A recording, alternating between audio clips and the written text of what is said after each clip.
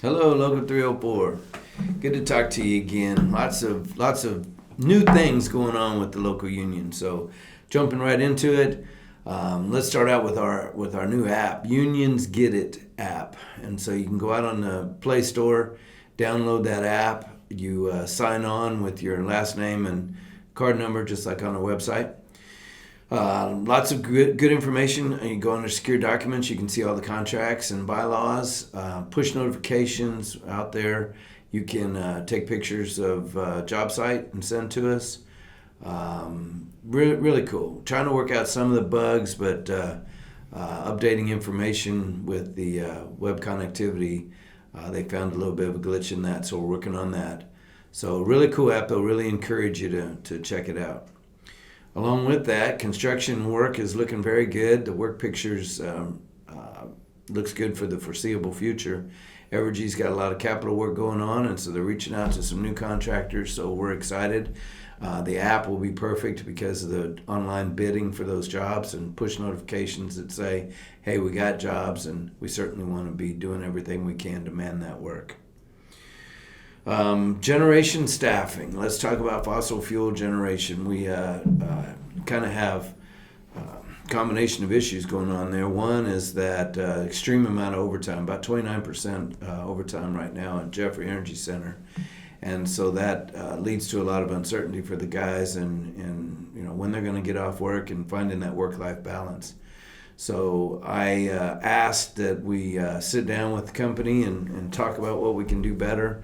So 412 Business Manager and I and John Garretson, along with Doug Miracle and Robert Hollingsworth, sat down and had our initial discussion and kind of explored some options. I know it puts us in a very unique spot because on one hand, in order to alleviate the staffing issues, they need to hire.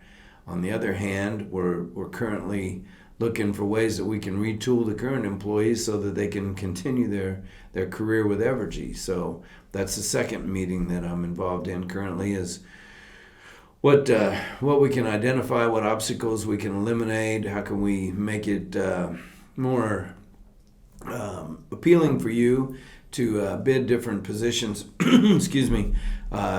T&D, for example. Right now, we've got the pre-qualifying camps we go through, and your competition with the line school graduates makes it a little difficult. So how can we improve that by having maybe some preliminary training that goes on before the boot camp? So also, how can fossil fuel mechanics or craftspeople then transition into nuclear craft positions? And then what other jobs there are of the future that we could look at training or things that give you a leg up. So talking about staffing, talking about retooling. So very, very good information and lots more to come. I'm looking to get a stewards meeting with the fossil fuel stewards so we can talk about brainstorming some of the options that are out there and how we can eliminate some of this overtime and try to keep the plants as viable as long as we can. COVID-19 issues, we're still gaining numbers. Obviously our numbers are much bigger now than they were in the beginning of this thing. The longer it goes on, I don't know if it's just because we're relaxing some of the rules on or what, but on the other hand, we also have a lot of mixed messages being sent on the rules. So I've asked for some more discussion to make sure we've got good expectation for the folks that may contract the virus. So, and this is not just specific to Evergy. We've got had a really serious case at K-Gas where one of our workers spent quite a bit of time in the hospital along with the family's grandfather. So it's everywhere for us. Sunflower had some issues there this week that had to work through on preliminary testing and whatnot. So again, how's that applicable to the COVID-19 and administrative leaves that our companies offer? So still dealing with those issues, and I hope everybody's staying safe out there. Line clearance. We've got a lot of our line clearance members that are currently working off Westar property, and that's always a concern to make sure that you're able to keep your benefits intact. So you might stay in touch with the hall. where you're at, making sure that you're getting paid into your health and welfare benefits. Easiest thing to do is to keep your per capita payments over the counter so that you stay whole in that, and then we'll monitor the benefit side of it if you keep us informed. I know that we had guys working up in the East Coast and then up into Iowa, and then doing some hurricane work. Now it sounds like there's going to be some crews working in Michigan. So very, very important you stay in touch with the office. We along that same line on benefits, our Evergy Healthcare Utilization Committee met and reviewed the utilization for the past year and looked to set our rates for next year like we always do, and ran into a bit of an issue this time with this COVID-19. Actuaries believe that we're not doing our elective procedures, putting them off until next year. So the concern is that there'll be a spike in utilization next year. So they'd like to add a COVID rider to the premium, and the union's always dealt with actual numbers. So we're not in favor of that. So filed a grievance. Grievance was denied, and now we'll be looking to move that to a third party for resolution. So more information to come.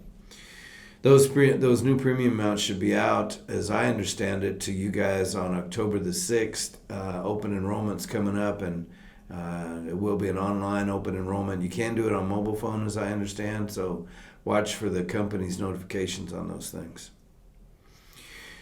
Held the officer elections. Last week the votes were tallied, and so we've got a new set of officers in place now, elected. They'll actually be in place at the local meeting October the 8th. So the president will be Larry Anderson, vice president Brian Bosch, recording secretary Tanya McNeve, the treasurer Jennifer Gilbert. Those two positions didn't change.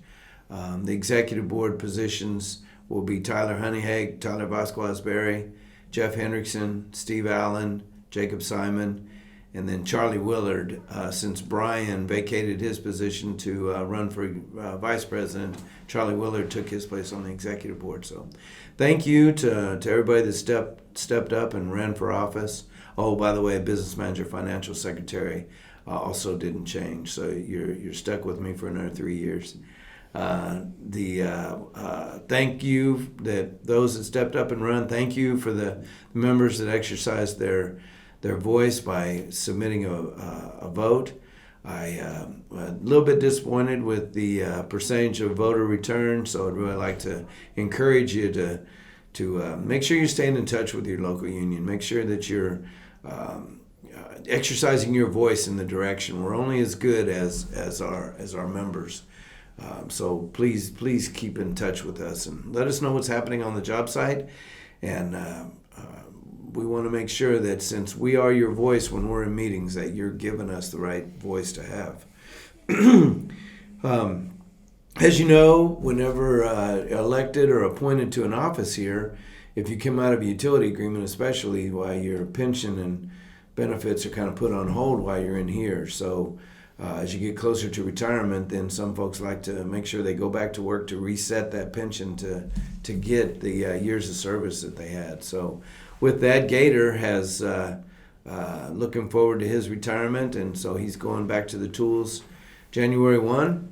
That opens up the East End assistant position for appointment, and so Local 304 is accepting resumes.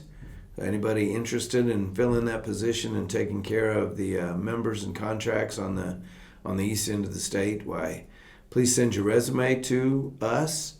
We will be accepting resumes until next Friday, September 25th, and at that point, then we'll start interviews following week or the week after. I'd really like to see somebody get in place first, second week of October in order to get acclimated to all of Gator's contacts before he goes back to work. So thanks, Gator, for everything you've done for the local, and I look forward to